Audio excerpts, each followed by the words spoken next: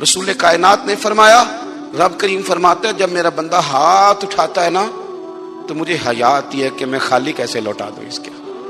اتنے بڑے بادشاہ کی بارگاہ میں کبھی 10 منٹ عادت ہو جائے نا دعا مانگنے کی علیحدہ سے رات کو، حضور نے فرمایا جو فرض نماز کے بعد دعا مانگے اللہ اس کی قبول کر لیتا ہے۔ نبی پاک صلی اللہ تعالی علیہ وسلم نے فرمایا اللہ مسافر کی دعا قبول فرماتا ہے۔ حضور نے فرمایا اللہ مظلوم کی دعا قبول فرماتا ہے۔ حضور نے فرمایا بیمار سے دعا کراؤ اللہ اس کی دعا قبول فرماتا ہے۔ حضور فرمانے لگے ماں باپ جب بھی اولاد کے لیے دعا فرمائیں اللہ ان کی دعا کو قبول کرتا ہے۔ آپ اپنا تعلق بنائیں دعا کے ساتھ، عبادت کے ساتھ، مصلی کے ساتھ رشتہ بنائیں، استغفار پڑھیں۔ صلاح الدین ایوبی صلیبی جنگوں میں تھے، رات کو مسجد اقصی میں نماز پڑھی تو پریشان تھے۔ ایک بزرگ سے ملاقات ہوئی تو وہ کہنے لگے کہ آپ بڑے پریشان ہیں۔ کہنے لگے حضور پریشان اس لیے ہوں کہ پہلے ہی مسلمان کمزور ہے، اب میں نے سنا ہے دشمن کا ایک بحری بیڑا وہ جنگی سامان سے بھرا ہوا آ رہا ہے، تو اب ان کے پاس اور تلواریں اور نیزے آ جائیں گے، مسلمانوں کے پاس پہلے ہی وسائل کی کمی ہے، پریشان ہوں کس طرح کر کے مقابلہ کریں گے۔ یہ بات کہتے ہی صلاح الدین ایوبی نے بزرگوں سے کہا حضور آپ بھی دعا کرنا، دعا کی بڑی طاقت ہے۔ میرے نبی پاک نے فرمایا دعا مومن کا ہتھیار ہے، دعا مومن کا۔ حضور نے فرمایا تقدیر کو سوائے دعا کے کوئی چیز نہیں بدل سکتی، دعا مومن کا ہتھیار ہے، یہ کافر کے پاس کوئی نہیں، یہ ہتھیار ہے مومن کا۔ اللہ کرے آپ کو سمجھ آئے، پھر سنیں کئی بار کہہ چکا ہوں یہ ہتھیار ہے کافر کے مقابلے میں، جو تیرے پاس سب سے بڑا ہتھیار ہے وہ دعا ہے۔ دعائیں کرانی چھوڑ دی، کرنی چھوڑ دی، لینی چھوڑ دی۔ حضرت سیدنا انس بن مالک رضی اللہ تعالیٰ عنہ فرمایا کرتے تھے میں نے وہ رنگ دیکھا ہے جب حضور دعا مانگتے تھے اور حضور کی مقدس آنکھوں میں آنسو بھی ساتھ ہی بہا کرتے تھے، میں نے وہ انداز دیکھا۔ تو صلاح الدین ایوبی بزرگ سے کہنے لگے آپ بھی دعا کیجیے، اور خود رونے لگے اور سر سجدے میں رکھ کے رونے لگے، اور عشاء سے لے کر فجر تک روئے، خوب روئے۔ صبح وہ بزرگ آئے تو صلاح الدین ایوبی کا خوبصورت اور ہنستا ہوا چہرہ دیکھا، کہنے لگے آپ بڑے خوش ہیں، رات تو میں نے بڑے روتے ہوئے دیکھا تھا۔ تو کہنے لگے حضور وہ جو بحری بیڑا آ رہا تھا نا وہ پانی میں ڈوب گیا ہے، اب وہ نہیں آ رہا، ابھی خبر آئی ہے تو میں بڑا خوش ہوں۔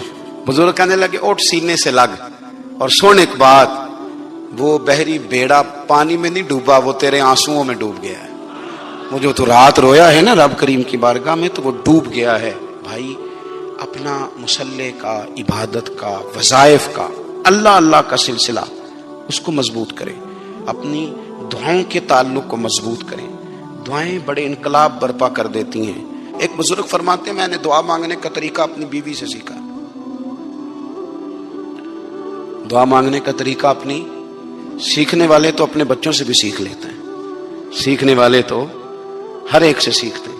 وہ کہتے ہیں میں نے دعا مانگنے کا سلیقہ اپنی بیوی سے سیکھا ہے۔ حضرت وہ کس طرح؟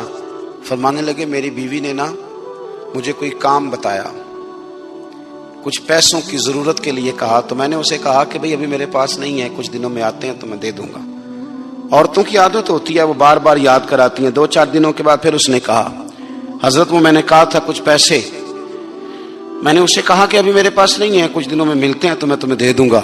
اس نے کچھ دنوں کے بعد پھر کہا حضور وہ میں نے کچھ پیسے کہے تھے۔ فرماتے میں نے ڈانٹ دیا، میں نے کہا کہ کیا تو روز مجھے شرمندہ کرتی ہے، کہا نا میرے پاس نہیں ہے، ہوں گے تو دے دوں گا، تو روز یاد کراتی ہے۔ فرماتے ہیں اس نے پہلے تو میری ڈانٹ کو سہا، پھر میرے سخت جملوں نے اس کی آنکھوں میں آنسو پیدا کر دیے، پھر اس نے اپنے آنچل میں اپنے اس دکھ کو سمیٹا، اور پھر اس نے ایک جملہ کہا تو میں رو پڑا، اور مجھے اپنے رب سے مانگنے کا طریقہ آ گیا۔ مجھے کہنے لگی حضرت جی آپ نے ڈانٹ دیا، میں نے سہ لیا، پر آپ ہی میرے شوہر ہیں، بتائیں نا آپ سے نہ کہوں تو میں کس سے جا کے کہوں۔ فرماتے ہیں میں رو پڑا اور میں کھل کے رویا اور میں تڑپ کے رویا، اور پھر میری سسکیاں بند گئیں۔ تو مجھے کہنے لگی آپ کو کیا ہوا؟ میں نے کہا مجھے بھی دعا مانگنی آ گئی ہے، جب میں اسے کہوں گا نا اللہ تو ہی میرا رب ہے، میں تجھ سے نہ کہوں تو میں کس سے جا کے کہوں؟ میں کیوں کسی بندے سے سوال کروں؟ میں کیوں کسی دنیا دار سے کہوں؟ میں تیرے بندوں کا نیک بندوں کا وسیلہ لے کے تیرے محبوب کی غلامی لے کے تیری بارگاہ میں آیا، تجھ سے نہ مانگوں تو کس سے مانگوں؟ سمجھ آ گئی ہے، جب میں اس رنگ میں مانگوں گا تو پھر رب میرے اوپر بڑا ہی فضل فرمائے گا، وہ میرے اوپر بڑی رحمت کرے گا، وہ میرے لیے آسانیاں کرے گا۔ عزیز دوستو، ہم اس طرح کرنے لگ گئے ہیں کہ ہم نے نا اپنے تعلقات پر اعتماد کرنا شروع کر دیا ہے۔ میرے تعلقات بہت ہیں، ہم نے اپنی دولت پر اعتماد کرنا شروع کر دیا ہے، میرے پاس دولت بہت ہے، ہم نے اپنے علم پر اپنی شہرت پر اعتماد کرنا شروع کر دیا ہے کہ میرے پاس فلاں چیز بہت ہے۔ یاد رکھنا، جب بے نیاز اپنی صفت بے نیازی دکھاتا ہے تو بڑی بڑی دولتوں والے مجبور نظر آتے ہیں۔ بھائیو، جب انسان کا رشتہ اپنے مالک کے ساتھ ہوتا ہے پھر تو غم بھی کچھ نہیں کہتے، پریشانیاں بھی کچھ نہیں کہتی، پھر تو زندگی صبر والی، پھر تو زندگی توکل والی، پھر تو زندگی بھروسے والی، پھر انسان اپنے آپ کو رسوا نہیں کرتا، دنیا داروں سے امیدیں اس کی ختم ہو جاتی، امیدیں اللہ رسول سے لگا لیتا ہے، مضبوط ہو جاتا ہے، مضبوط، طاقتور ہو جاتا ہے، خوددار ہو جاتا ہے، باوقار باعزت ہو جاتا ہے۔ حضرت بہلول دانا رحمت اللہ علیہ بیٹھے تھے تو ہارون رشید حج کر کے آ رہا تھا، تو رستے میں حضرت شیخ سے ملاقات ہو گئی تو السلام علیکم کے بعد کہنے لگا، حضور کوئی حکم ہو تو بتائیے گا۔ تو حضرت بہلول دانا فرمانے لگے، تیرا رب کون ہے؟ اس نے کہا اللہ۔ تو فرمایا میرا کون ہے؟ کہا اللہ۔ فرمانے لگے تو بڑا ہی بیوقوف ہے، کیا تو یہ سمجھتا ہے کہ رب ہارون رشید کو تو دے گا اور بہلول دانا کو بھول جائے گا؟ تیرا بھی وہی رب ہے، میرا بھی وہی رب ہے، اس نے اگر تجھے دے کے آزمایا ہے تو ہو سکتا ہے مجھے نہ دے کے آزما رہا ہو، جب اس کی حکمت کے تقاضے ہوں گے تو عطا کرے گا اور دے گا، تو جا اپنا کام کر۔ بھائی، اپنی روحانی زندگی، اپنی عبادات، اپنے وظائف، اپنے روزمرہ کے معاملات، اپنی دعائیں، اپنا استغفار، دیکھو کوئی مشکل کام تو نہیں، 2 رکوع ہیں سورہ واقعہ کے، اگر رات کو پڑھ لی جائے تو میں کس طرح یہ بات بیان کروں کہ تعویذ بانٹنا آسان ہے اور وظیفہ بتانا مشکل ہے۔ سارا دن تعویذ بانٹیں تو لوگ لینے کو تیار ہیں، اور اگر آپ وظیفہ بتائیں تو کہتے ہیں تو مشکل کام ہے۔ او خدا کے بندے، اگر آپ کا تعلق قرآن پاک کے ساتھ مضبوط ہو، قرآن پاک کے ساتھ اگر آپ کا رشتہ ہو، لوگ سفارشیں ڈھونڈتے ہیں نا دنیا میں، کوئی تعلق مل جائے تو میرا کام ہو جائے، دنیا میں اتنا مشکل معاملہ ہے، آخرت میں مجھے بتائیے گا کتنا مشکل معاملہ ہوگا۔ میرے نبی پاک صلی اللہ تعالی علیہ وسلم نے فرمایا، جو لوگ سورہ ملک پڑھا کرتے تھے نا، سورہ ملک، یہ سورت ملک قیامت میں ان کی سفارش کرے گی، اور اس طرح کرے گی کہ کہے گی اے اللہ یا اس بندے کو جنت میں داخل کر دے یا مجھے قرآن پاک سے علیحدہ کر دے، تو رب فرمائے گا جا اس کا دامن تھام کے اسے جنت تک پہنچایا۔ آپ بات کو سمجھیں، جب آپ کے تعلقات اپنے معاملات کے ساتھ مضبوط ہوں گے، یہ نبی کریم نے وعدہ کیا ہے کہ تو سورت واقعہ پڑھ، تیرے گھر میں فاقہ نہیں آئے گا۔ حضرت عبداللہ ابن مسعود رضی اللہ تعالیٰ عنہ بیمار تھے تو حضرت عثمان غنی رضی اللہ تعالیٰ عنہ تیمارداری کے لیے تشریف لے گئے اور جا کر کے کہا کہ آپ بڑے بیمار ہیں، آپ کی بیٹیاں زیادہ ہیں، میں چاہتا ہوں کہ خزانے میں سے کچھ مدد کروں۔ تو سیدنا عبداللہ ابن مسعود رضی اللہ تعالیٰ عنہ اٹھ کے بیٹھ گئے اور کہنے لگے، امیر المومنین، اللہ آپ کو میری طرف سے، میری بیٹیوں کی طرف سے بہتر صلہ دے، میری بیٹیوں کو کسی خزانے کی ضرورت نہیں، میں نے انہیں خزانہ دے دیا ہے۔ کہا جناب آپ نے کون سا خزانہ دیا ہے، میں آپ کے مالی معاملات کو جانتا ہوں۔ تو فرمانے لگے، امیر المومنین، میرے نبی کریم نے فرمایا ہے جو سورت واقعہ پڑھے اسے کبھی فاقہ نہیں آتا، میں نے بیٹیوں کو یاد کرا دی ہے، یہ خزانہ میں نے انہیں دے دیا ہے۔ وہ سارے والدین سنیں جو بیٹیوں کے لیے پریشان رہتے، حضرت عبداللہ ابن مسعود نصیحت کر رہے ہیں، فرمانے لگے میں نے سورت واقعہ یاد بھی کرا دی ہے، پڑھنے کی عادت بھی ڈال دی ہے، حضور نے فرمایا ہے جو سورت واقعہ پڑھے اسے فاقہ نہیں آتا۔ کہنے لگے چاند تو اپنی جگہ چھوڑ سکتا ہے، سورج گر سکتا ہے، تارے ٹوٹ سکتے ہیں، پر مدینے والے رسول کی بات غلط نہیں ہو سکتی۔ حضور نے فرمایا فاقہ نہیں آئے گا تو انشاءاللہ کبھی بھی نہیں آئے گا۔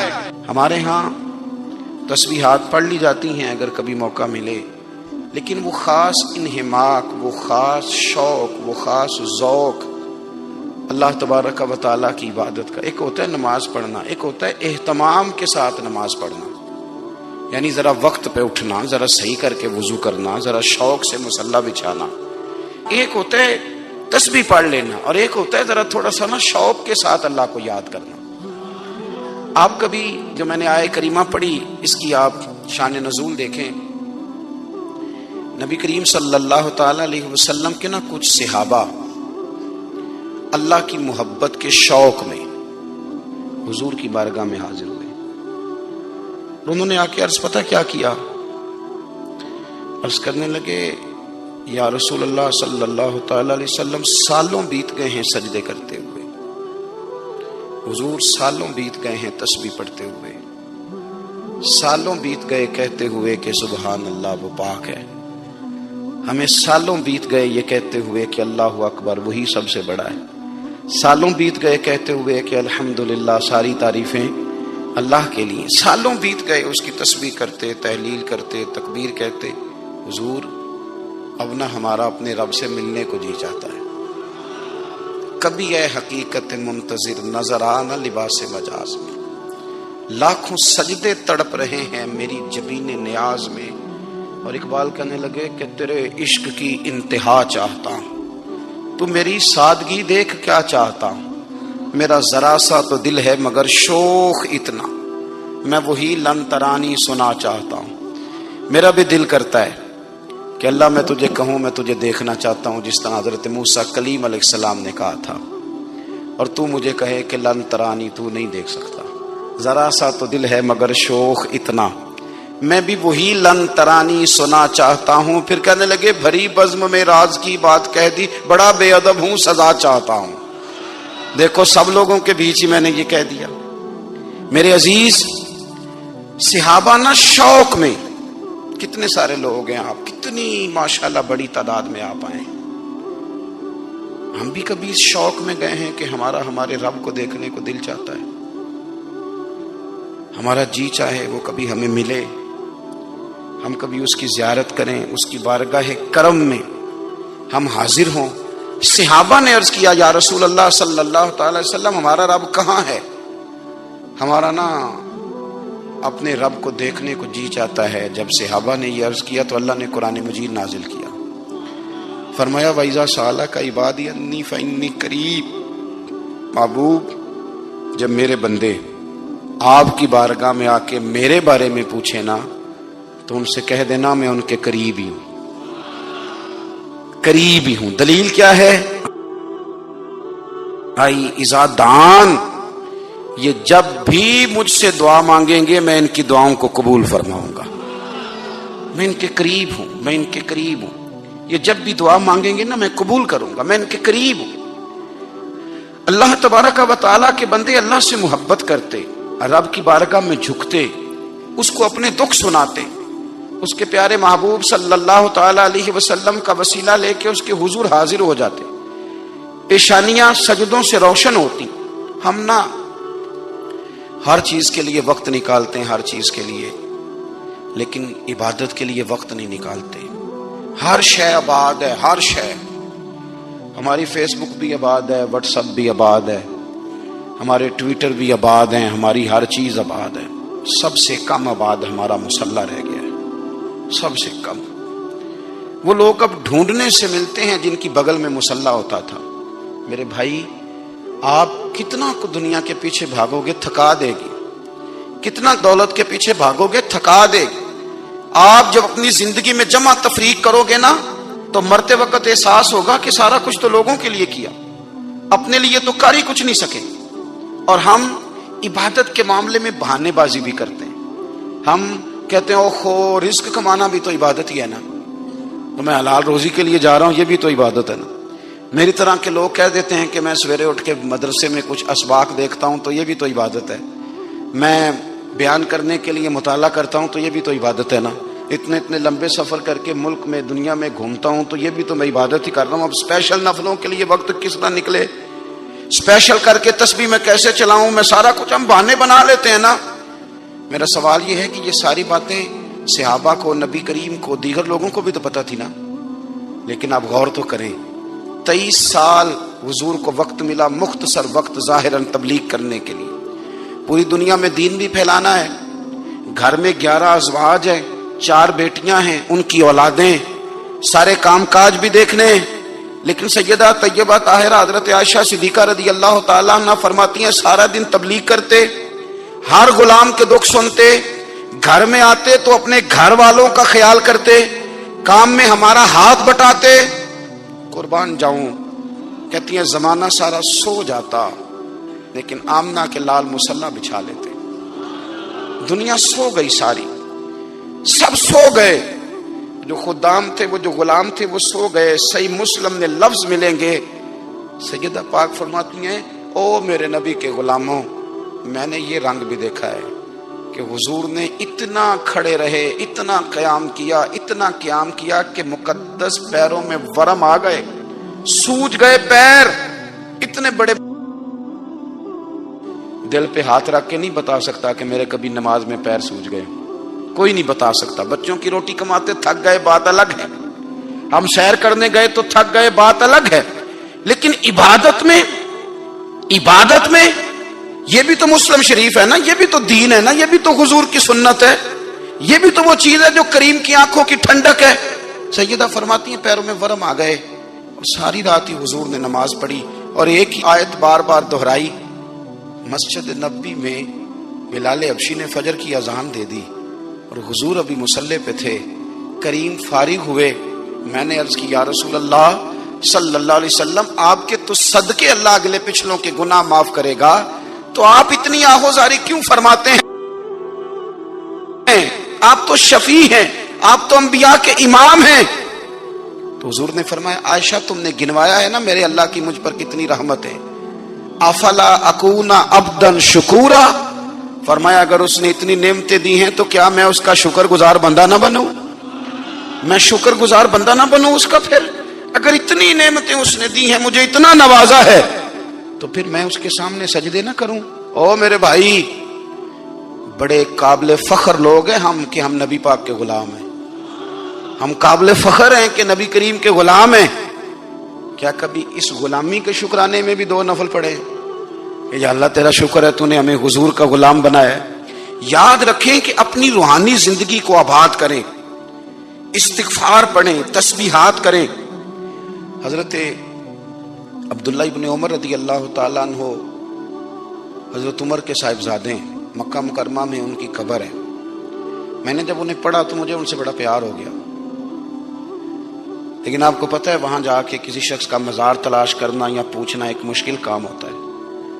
تو ایک دفعہ میں مکہ شریف میں حاضر تھا، تو ایک گاڑی والا ڈرائیور مجھے کہنے لگا کہ مولانا میں آپ کو جانتا ہوں، مجھے آپ سے محبت ہے، ایک بات بتاؤں آپ کو؟ میں نے کہا بتاؤ۔ کہنے لگے حضرت عبداللہ ابن عمر کی قبر دیکھنی ہے۔ میں نے کہا یہ تو نہیں کہہ رہا، یہ کسی نے بندوبست کرایا ہے، یہ اللہ نے تیرے دل میں بات ڈالی ہے، یہ ہو گیا تو لے چل مجھے۔ حضرت عبداللہ ابن عمر کو نبی پاک نے فرمایا تھا راجل صالح، یہ نیک بندہ ہے، یہ متقی آدمی۔ حضرت عبداللہ ابن عمر رضی اللہ تعالیٰ عنہ سیدنا فاروق اعظم رضی اللہ تعالیٰ عنہ کے صاحبزادے ہیں، اور ان کی ہمشیرہ سیدہ حفصہ رضی اللہ تعالیٰ عنہ حضور کی زوجہ محترمہ۔ ایک دن اپنی ہمشیرہ سے کہنے لگے کہ نبی کریم صلی اللہ تعالیٰ علیہ وسلم گھر میں آئے نا، اور اگر حضور غم امت میں پریشان نہ ہوں، طبیعت کو حشاش بشاش دیکھو، تو ذرا پوچھنا تو صحیح حضور کا میرے بارے میں کیا خیال ہے، پوچھنا تو صحیح کہ کریم کی بارگاہ میں میرا کیا مقام ہے، میرے بارے میں حضور کیا فرماتے ہیں۔ اب بہن کو کام بتائے، اور بتائے بھی بھائی، اور پھر بہن وہ کام نہ کرے، یہ تاریخ میں ہوتا نہیں۔ حضرت عمر فاروق رضی اللہ تعالیٰ عنہ کی صاحبزادی ام المومنین رضی اللہ تعالیٰ عنہ فرماتی ہیں کہ میں تو بس منتظر تھی، انہوں نے تو کہا تھا نا کہ اگر تم حشاش بشاش دیکھو تو بات کرنا، لیکن حضور تشریف لائے، میری باری تھی، میرے گھر تشریف لائے، کھانا پیش کیا تو فوراً میں نے عرض کی حضور ایک بات پوچھنی تھی۔ حضور نے فرمایا پوچھئے۔ میں نے عرض کی حضور میرے بھائی عبداللہ ابن عمر کے بارے میں آپ کا کیا خیال ہے؟ نوجوانوں میری بات پہ غور کرنا، میرے بھائی کے بارے میں آپ کا کیا خیال ہے؟ تو نبی کریم صلی اللہ تعالیٰ علیہ وآلہ وسلم نے میری طرف دیکھا، اور پھر حضور زیر لب تھوڑا مسکرائے، اور بریلی کے امام کہتے ہیں کہ حضور مسکرا دیتے تھے نا تو جو بڑا دکھی ہوتا تھا وہ بھی ہنس پڑتا تھا۔ اب سوال پیدا ہوتا تھا کہ پھر تو اس مسکراہٹ کے لیے انتظار کرنا پڑتا ہوگا کئی مہینے کہ حضور مسکرائیں تو رونے والے ہنسیں، تو اعلیٰ حضرت فرماتے نہیں، انتظار نہیں کرنا پڑتا، یہ مسکراتے رہنا تو حضور کی عادت ہے۔ جس کی تسکین سے روتے ہوئے ہنس پڑے، اس تبسم کی عادت پہ لاکھوں سلام۔ یعنی یہ تو عادت ہے حضور کی مسکراتے رہنا، اس کے لیے انتظار نہیں کرنا پڑتا۔ بھائیو آپ خیال رکھیں گے، غور کریں گے، حضرت عبداللہ ابن عمر رضی اللہ تعالیٰ عنہ کے بارے میں پوچھا تو سیدہ فرماتی ہیں کہ نبی کریم صلی اللہ تعالیٰ علیہ وسلم نہ زیر لب مسکرائے اور فرمایا حفصہ تیرا بھائی ہے تو اچھا، لیکن میں نے سنا ہے کہ عشاء کی نماز پڑھتا ہے تو فجر تک سویا ہی رہتا ہے۔ او نوجوانوں، 10 بجے تک سونے کی بات نہیں ہوئی، 9 بجے تک سونے کی بات نہیں ہوئی، 11 بجے اٹھنے کی بات نہیں۔ حضور فرمانے لگے میں نے سنا ہے کہ عشاء کی نماز پڑھ کے سو جاتا ہے اور فجر تک سویا ہی رہتا ہے، اسے چاہیے کہ تہجد کے وقت اٹھا کرے، اللہ کی بارگاہ میں حاضر ہوا کرے، آہوزاری کرے، سجدے کرے، عبادت کرے۔ اٹھتا ہے اور فجر میں جا کے اٹھتا ہے۔ حضرت جناب حفصہ رضی اللہ تعالیٰ عنہ کہتی ہے میں نے جناب عبداللہ ابن عمر کو پیغام دیا اور میں نے کہا میرے جوان بھائی سن، نبی پاک نے فرمایا ہے تو اچھا پر تہجد میں نہیں اٹھتا، نفل نہیں پڑھتا۔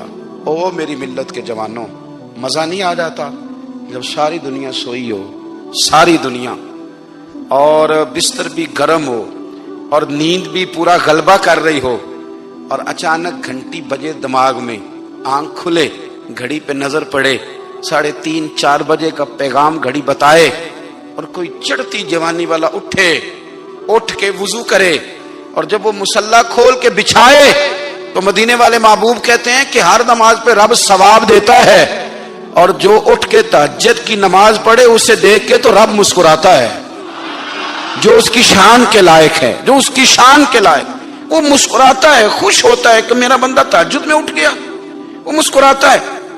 کاش ہماری صبحیں کبھی اپنے مالک کے نام ہو جائیں، کاش کے صبح۔ حضرت ابو الحسن رحمۃ اللہ تعالی علیہ حضرت معاذ ابن جبل رضی اللہ تعالیٰ عنہ کے پاس بیٹھا کرتے تھے، فرماتے ہیں ان سے جو پیار بڑھا تو پھر میرا مصلی سے بھی بڑھ گیا۔ تابعی ہیں، فرماتے ہیں صحابی رسول سے محبت ہوئی تو ذکر سے بھی ہو گئی، پھر درود شریف سے بھی ہو گئی، محبت ان سے بڑھی تو پھر اللہ نے مسجد کا پیار بھی بڑھا دیا۔ آپ فرماتے ہیں کہ میری ہر وقت طبیعت چاہتی تھی کہ بس اللہ اللہ کروں، بس اللہ اللہ کروں، بس نہ میں ذرا تھوڑی جان چھڑاؤں لوگوں سے، کو 10 منٹ ملے تو میں کچھ 4 نفل پڑھ لوں، میں تھوڑا سا نہ بچوں لوگوں سے، اور مجھے تسبیح ملے تو میں نہ کچھ 400-500 دفعہ استغفار پڑھوں، سبحان اللہ، الحمدللہ، اللہ اکبر، لا حول ولا قوت الا باللہ، میں نہ تسبیحات پڑھوں۔ فرماتے ہیں کہ بچے تھے گھر میں 6-7، غربت تھی، کام ملتا کوئی نہیں تھا، اور میں کام چور نہیں تھا، کام ڈھونڈتا تھا، پر اللہ کی قدرت کے کام نہیں ملتا تھا۔ فرماتے ہیں کہ میں نے ایک دن اپنی اہلیہ سے کہا کہ آج میں پھر جاتا ہوں کام ڈھونڈنے، تو میری بیوی بڑی فرما بردار تھی، پر اس دن نہ غربت کے ہاتھوں تنگ آ کے کہنے لگی آج نانا کوئی تو چیز لے کے آیا، تو مجھ سے بچوں کی بھوک نہیں دیکھی جاتی، یہ سب روگاں دا روگ محمد جس دا نام غریبی، کنڈ بلا کے لنگ جاندے نہیں دوست یار قریبی، آج نہ کچھ لے کے آیا تو میں بچے لے کے میکے چلی جاؤں گی۔ شیخ فرماتے ہیں کہ میں بڑا پریشان گھر سے نکلا، پر میں نے صبح سے لے کے زور تک کام ڈھونڈا، کام ملا کوئی نہیں، تو میرے دل میں خیال آیا چلو کام نہیں ملتا تو اللہ اللہ تو کرے نا، چلو بندوں کی مزدوری نہیں ملتی تو رب کریم کی عبادت ہی کرتے ہیں۔ فرماتے ہیں کہ میں نے نا فرات کے پانی سے وضو کیا، نہر کے، شدید دھوپ تھی، ساتھ ریت تھی اور ریت تپ رہی تھی، میں نے اپنا رومال وہیں مصلی کے طور پر بچھا لیا، اور فرماتے ہیں کہ زور سے لے کر عصر تک نماز پڑھی، دھوپ بھی پورے زور پہ، پر میرے سجدے کا ذوق بھی پورے زور پہ۔ فرماتے ہیں سورج بھی چمک رہا ہے اور رب کی عبادت کا ذوق بھی پورے زور پہ، میں سجدہ کروں تو پھر میرا اٹھانے کو جی نہ چاہے۔ میرے استاد لکھا کرتے تھے، یہ ان کا شعر ہے، وہ کہا کرتے تھے مجھے سوز دے، مجھے ساز دے، اور مجھے نیم شب کا نیاز دے، دم سجدہ خود کو میں توڑ دوں، مجھے ایسا ذوق نماز دے، اور میں تیری بہار کا پھول ہوں، میں کھلا بھی ہوں تو تیرے لیے، مجھے میری شاخ سے توڑ لے، مجھے اپنی زلف کا ناز دے۔ بھائی فرماتے ہیں کہ عصر تک میں نے نفل پڑھے، دل ڈھلنے لگا، عصر کی نماز پڑھی اور میں وہاں سے چلا۔ اب میں جب نکلنے لگا تو دل میں خیال آیا کہ چھوٹی چھوٹی دیواریں ہیں گھر کی، بغیر کچھ لیے جاؤں گا تو بیوی دور سے دیکھے گی تو شور کرے گی کہ پھر خالی ہاتھ آ گیا ہے. کہتے میں نے اپنے اسی رومال میں جس میں میں نے نماز پڑھی تھی نا, رومال میں کی آخی دے پنجابی جو صافہ کہتے ہیں, اسی میں نا میں نے کچھ ریت بھر لی کہ وہ دور سے دیکھے گی تو سمجھے گی کچھ لے کے آیا ہے. چلو جا کے اسے بتا دوں گا کہ آج پھر مزدوری نہیں ملی. کہتے ہیں وہ ریت لے کر جب میں گھر میں گیا تو پہلے بیوی دروازے پہ کھڑی ہوتی تھی, پوچھتی تھی خالی ہاتھ آ گئے ہو؟ آج میں نے دیکھا تو ہے ہی کوئی نہیں. فرماتے ہیں میں اندر داخل ہوا, سلام لیے, کونے میں میں نے وہ رومال رکھ دیا اور میں نے آواز دی کہ بھلی مانس کہاں ہو؟ تو وہ کہنے لگی آپ منہ ہاتھ دھو لیں, میں روٹی لے کے آئی. میں نے کہا روٹی کہاں سے آ گئی؟ یہاں تو کئی دنوں کے فاقے, تو کئی دنوں کی غربت ہے, یہاں تو اس گھر میں تو فقیری ہے. فرماتے ہیں کہ وہ روٹی لے کے آئی اور اس وقت کی جو موجودہ نعمتیں تھیں, سمجھ لیں سلاد, اچار, ہر چیز ساتھ لائی. میں نے کہا کہ بچے کہاں گئے؟ کہنے لگی وہ کھانا کھا کے کھیلنے گئے, آپ کھانا کھا لیں آ جاتے ہیں. کھانا اس نے چن دیا. میں نے حیرت انگیز لہجے میں ساری نعمتیں اپنے دسترخوان پہ دیکھ کر کے بیوی سے پوچھا یہ کہاں سے آیا کھانا؟ بچوں کو تو نے کہاں سے کھانا کھلایا؟ یہ سارا کچھ کیسا ہے؟ تو کہنے لگی پتہ نہیں آج آپ کس کریم کی مزدوری کرنے چلے گئے تھے, پتہ نہیں کس کریم کی. میرے گھر میں تو اتنی نعمتیں آئی ہیں کہ مجھ سے سنبھالی نہیں جا رہی, اتنا اناج ہے, اتنا گندم ہے, کس کریم کے دروازے آج چلے گئے تھے؟ یہ کہتے کہتے وہ اٹھی اور اٹھ کر کے کہنے لگی پہلے بڑا کچھ آیا تھا, اب کیا لے آئے ہو؟ اور جا کر کے نا اس نے وہ ریت والا رومال کھولا. کہنے لگے میں تو لے کے آیا تھا ریت, تو میرے رب نے اسے بھی سونے اور ہیرے بنا دیا تھا. نبی کریم علیہ الصلوۃ والسلام نے فرمایا بندہ نفلوں کے ذریعے رب کے قریب جاتا ہے, اور اتنا قریب جاتا ہے کہ پھر اللہ اس کی زبان بن جاتا ہے, اللہ اس کی آنکھیں بن جاتا ہے, کان بن جاتا ہے, ہاتھ اور پیر بن جاتا ہے. تو یہ تو عبادت ہے, یہ تو اللہ کی بارگاہ کی حاضری ہے جو آپ کو اللہ کے قریب کرے گی. تو اپنے نماز کو اہمیت دے کے ادا کریں, نمازیں موبائل بند کر کے ادا کریں. دیکھیں نا کچھ لوگ کہتے ہیں مجھے ٹائم نہیں ملتا نماز کا, تو میں کہتا ہوں یہ آپ نے بڑی جرت کی بات کی ہے. مجھے کو میرا پیر بھائی کہا جانا میرے پاس ٹائم نہیں آپ کو ملنے کا, تو میں کہتا ہوں آج کے بعد آنا ہی نہ. تو کیا سمجھتا ہے تو بہت بڑا آدمی ہے, تیرے پاس ٹائم نہیں اور ہمیں ملنے کا ٹائم, موج کر. تو آپ نے اللہ رسول کو کہہ دیا ٹائم نہیں. اور عجیب فلسفہ ہے نا, کہا جائے نماز پڑھنے آؤ تو کہتے ہیں کپڑے ٹھیک نہیں, اور کہا جائے کہ آؤ ذرا دعوت پہ چلیں تو کہتے ہیں 1 منٹ ٹھہر میں کپڑے بدل کے آیا. نماز کے لیے کہا تو کہتا ٹھیک نہیں, دعوت کے لیے کہا تو کہتا میں ذرا تیاری کر لوں, یوں جانا مناسب نہیں. یہ معاملہ ٹھیک نہیں. رب تو فرماتا ہے کہ جب تم مسجد میں آ تو زینت اختیار کر کے آ, خوب ذوق سے دعا مانگیں, خوب شوق سے نماز پڑھیں, خوب استغفار کا مزاج بنائیں. آپ لوگوں کے بیچ رہ کے سکھ حاصل کرنا چاہتے ہیں, لیکن آپ کو پتہ ہے کئی مہینے غار حرا میں رہنا بھی مدینے والے محبوب کا طریقہ ہے. ہر سال اعتکاف بیٹھنا الگ سے, یہ بھی حضور کا طریقہ ہے. مسجد نبوی کے اندر دروازہ کھلتا تھا نبی کریم کا, پر گھر کے اندر نفل پڑے نبی پاک. اور حضور فرماتے ہیں کچھ نفل نماز گھر میں بھی پڑھا کرو, گھر کو قبرستان نہ بناؤ. ہمارا گھر اللہ کے ذکر سے آباد ہوگا. اگر ہم نماز پڑھیں گے نا, میں جب سنت پڑھنے کے لیے گھر میں کھڑا ہوتا ہوں تو میرا جو 2.5-3 سال کا بیٹا ہے نا, وہ بھی میرے ساتھ نماز پڑھنی شروع کر دے. اسے پتہ کوئی نہیں نماز کیا ہوتی ہے, لیکن وہ بھی نا سجدہ نم بھی کرنا ہے تو ساتھ لیٹ ضرور جاتا ہے. پتہ چلا بچے لیکچر دینے سے نماز نہیں پڑھتے, نماز شروع کر دیں تو بچے بھی شروع کر دیتے ہیں. ہم جب پریشان ہوتے ہیں تو لیکچر دیتے ہیں, تو لیکچر تو باہر شاید چل جائے, گھر میں کیسے چلے گا؟ گھر میں تو عمل چلے گا. تو میرے عزیز, آج کے اس روحانی اجتماع میں ہمارے دوستوں نے جو محنت کی, ہم نے بار بار اپنی نیت سے پوچھا خدا ہمیں معاف کرے اگر کوئی ذاتی شہرت ہے, کوئی ہمارے ذاتی مفادات ہیں, رب ہمیں ہدایت دے. ہماری یہ خواہش تھی کہ روحانی اجتماع ہمیں تھوڑا سا اللہ اور اس کے رسول کے جانب مائل کرے. کچھ ہمارا رشتہ مصلی کے ساتھ